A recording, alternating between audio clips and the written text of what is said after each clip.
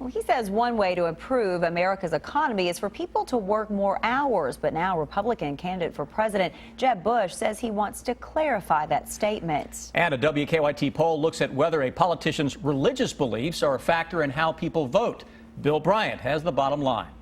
Good evening. Republican candidate for President Jeb Bush, who is leading for the nomination in several polls, is suggesting that one way to improve America's economy is for people to work more hours. Now he's clarifying what he meant to convey. The story was a top trender on political sites today. Bush suggesting the country could see 4% growth, but he said it means people need to work longer hours. Now Bush says he meant to suggest that people working part-time should have more opportunities to pick up more hours or work full-time. Bush's father carried Kentucky in 1988 and lost it to Bill Clinton in 1992. His brother carried the Bluegrass state in both of his presidential campaigns. Kentucky Senator Rand Paul, also running for the Republican presidential nomination, is calling for an end of so-called sanctuary cities. It comes after an illegal Mexican immigrant who was shielded from deportation by authorities in San Francisco is accused of shooting and killing a 32-year-old woman. Real estate developer Donald Trump and Texas Senator Ted Cruz are also calling for stricter border controls. With cultural issues swirling in the country right now, a WKYT web poll asked this week whether a politician's religious beliefs are a factor in how people vote. Nearly 73% said they do consider a candidate's religious beliefs. About 27% say they do not factor that into their consideration when voting. The web poll only reflects the views of those who choose to take part. Lexington, weeks away from starting a needle exchange program, which was approved by lawmakers in the spring to try to cut down on the spread of diseases among drug users. Fayette County's public health director, Dr. Rice Leach, will be one of our guests on this weekend's edition of Kentucky Newsmakers. Bill Bryant, WKYT. 2 new restaurants in Georgetown ready to open their doors. Construction is nearly complete on Panera Bread and Culver's. The neighboring restaurants are being built on the old Ford dealership on Cherry Blossom Way off of exit 126 on I-75. Culver's will open on July 20th and employ about 81 people. Panera will open August 6th, employ 50 to 60 folks. The rain. Strong to severe thunderstorms continue to rumble across parts of especially southern Kentucky.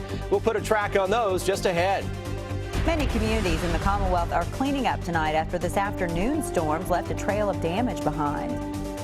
Kentucky continues to be at the center of the fight over same-sex marriage. Now a video taken in Rowan County has more than 1 million views on YouTube. Tracking, alerting, protecting. This is WKYT News at 5:30.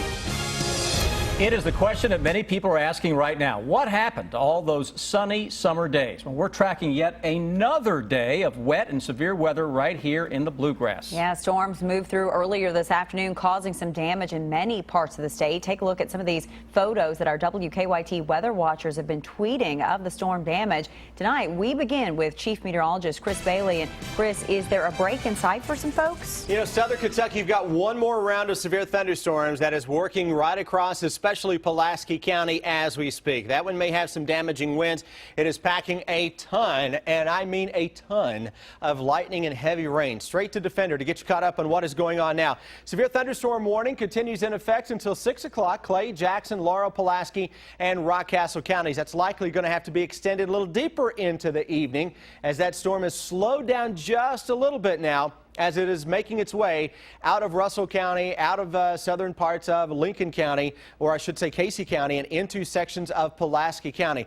Thunder and lightning with this is really just off the charts. Take a look at the lightning strikes over the past 15 minutes.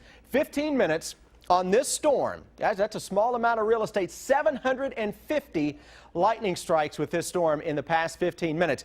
Did have a report of some wind damage now. Barn missing its roof here into the Russell Springs area. That's been the only report of damage so far. clustering of lightning is moving into downtown Somerset, Science Hill, over toward eventually the Shopville area. 3D Defender continuing to show that storm trying to spike back up into the atmosphere just a little bit. Now, the earlier complex of damaging wind producing thunderstorms is off into parts of West Virginia. What we're left with across the Bluegrass region, well, we've had to sit this one out. I don't think too many folks will complain about missing severe weather. Still some locally heavy downpours that are showing up here across southern parts of the Lexington metro. But over the next several hours, guys, we'll watch this lone thunderstorm continue to make its way toward the Somerset, London, and maybe Corbin areas of southern Kentucky. Chris, thank you. Well, as we've been telling you, people across the state are cleaning up after those strong storms blew through many communities. One man says the wind and rain damaged the roof, chimney, and porch of his mobile home. And as Garrett Weimer tells us, that man is scrambling to make repairs before the next round of storms move in. Garrett continues our weather team coverage from Casey County. Well, on my way here, I saw several signs of a strong storm in the area, several trees down along 127 here. But the storm also did quite a bit of damage to a home here right off the highway. James Watson, who lives here, says the wind knocked over his chimney, also tearing off the pitch roof on his mobile home. On the other side of his house, the wind completely knocked off the roof of his porch. All this the result of a storm this afternoon, after Watson says he saw sheets of rain, then a strong gust of wind just took everything and shook the house. In just a matter of a minute or two, we heard a big crash, sound like thunder, and the roof had left. Of course, I didn't know it till I looked out and I seen my porch roof was down, and then I looked out the window in the kitchen and seen the porch roof had blown away, and thank God the other roof's still there, though. Watson says all this damage here is likely going to cost him a few $1,000s and leave him with a lot of work ahead. In Casey County, Garrett Weimer, WKYT. And we are always tracking storms on WKYT.com, and you can too. Use an interactive radar to zoom all the way into your neighborhood. Download the WKYT News and Radar apps to keep up with the weather when you're on the go. And share your pictures and video with us. Email them to eyewitness@WKYT.com or use the hashtag KYWeather. An Eastern Kentucky couple's attempt to get a marriage license is gaining more attention. Last night, we told you about David Moore and his partner. The couple had cameras rolling as they walked into the Rowan County clerk's office. In the video, the couple was denied a license. Now that video has been seen more than 1 million views on YouTube. This comes after Rowan County Clerk Kim Davis elected not to grant marriage licenses to any couples. In a story that's new at 5:30, Victor Puente sat down with a couple who says the support they've received for their video is overwhelming. A video featuring a gay couple failing to get a marriage license here in Rowan County has gone viral. The two men behind that video tell me they didn't expect this much attention.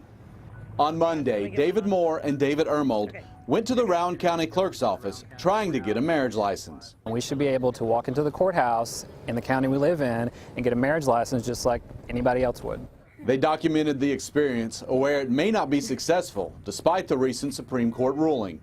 And we also thought maybe we wouldn't get denied and we would have that recorded as well. Tuesday, they posted the video on YouTube, and by this evening, it's been viewed more than 1.2 million times. It's kind of surreal to look at sites that you see every day in your news feed on Facebook or whatever that you read anyway, and then you're in them.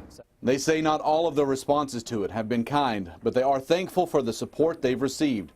Critics of Davis have also used the video, criticizing her for having been married 4 times, a claim her marriage certificate backs up. The men say they don't agree with personal attacks against Davis. I don't like that. I don't. And that is not what this is about at all. No. We just want a marriage license. That's what we want. Davis's son, who works in the clerk's office, says they have been overwhelmed with calls. There were supporters of the county clerk at the courthouse. And we felt like that we need to stand up for Kim because I feel that she is 100% right in what she is doing. We have a good community. Rowan County is a good community with good people. It is all around. It is. It's just we're divided on this particular issue. Both men told me they have interviews with national news organizations scheduled for tomorrow. In Rowan County, Victor Puente, WKYT. Well, again, we asked Kim Davis for an interview in response to the video, but her office referred us to an attorney. That attorney's office has yet to get back to us. Lexington police now say a woman who claims she was attacked during a home invasion made the story up. We told you about the report on Pimlico Parkway yesterday. After an investigation, detectives say the woman's claims were untruthful. Officers decided not to charge her. A police spokeswoman would not confirm or deny if the woman was being treated at a mental health hospital. A police chase caught on tape landed 2 people in jail last night. Our county-by-county coverage at 5:30 begins in Harlan County. The chase began in eastern Kentucky and stretched all the way to Virginia yesterday. Police say that Cindy Cartwright and Christopher Bach were driving a budget rental truck, led them on a 40-mile chase from Harlan County to Duffield, Virginia. At one point, police say the truck hit a sheriff's deputy's cruiser. No one was injured. They arrested Cartwright and Bach after the chase. Everyone cooperated really well.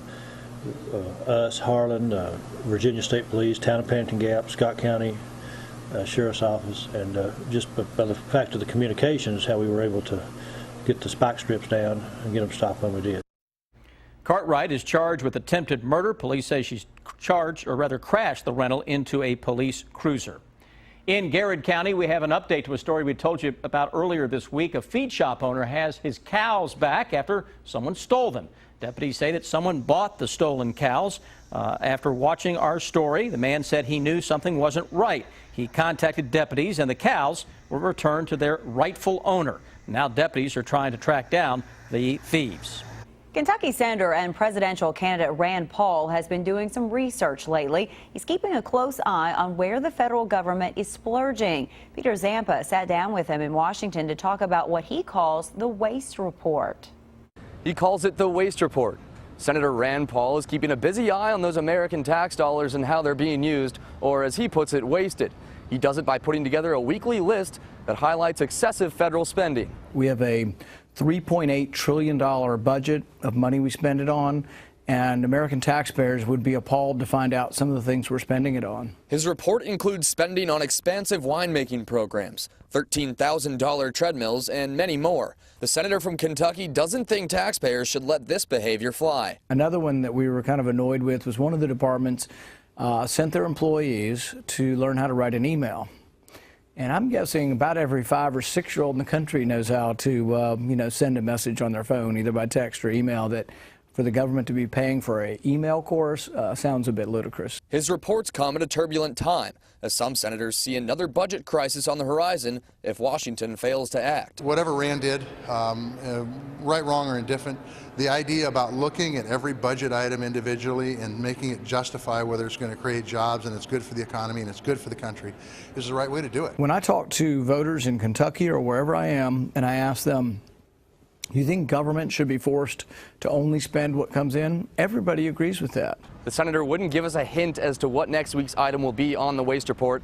He flies to Detroit tomorrow to continue his campaign. In Washington, Peter Zampa, WKYT. The U.S. Coast Guard was mentioned in the report for spending on medical travel that was determined unnecessary by the Office of the Inspector General. They tell our D.C. Bureau they have been working to fix the issues. The U.S. Supreme Court decision on giving same-sex marriage couples the right to get a marriage license has opened up the door to much debate and discussion. Steve of Winchester has our good question today. He's asking, why is a marriage license needed for those of the same sex to live together? Steve, a gay couple tells me it has nothing to do with being able to live together. A marriage license, they say, legitimizes a relationship. Our society, they say, looks at a married couple differently from a couple who, let's say, is dating or living together. And a marriage license makes the relationship official. Also, there are legal aspects to this. A marriage license is a legal document. If, for example, one member of the couple is in the hospital, their longtime partner may not have a legal right to speak and act for the other person. Also, same-sex couples say a marriage license makes it easier to share insurance benefits or own a home together. If you have a good question, go to WKYT.com.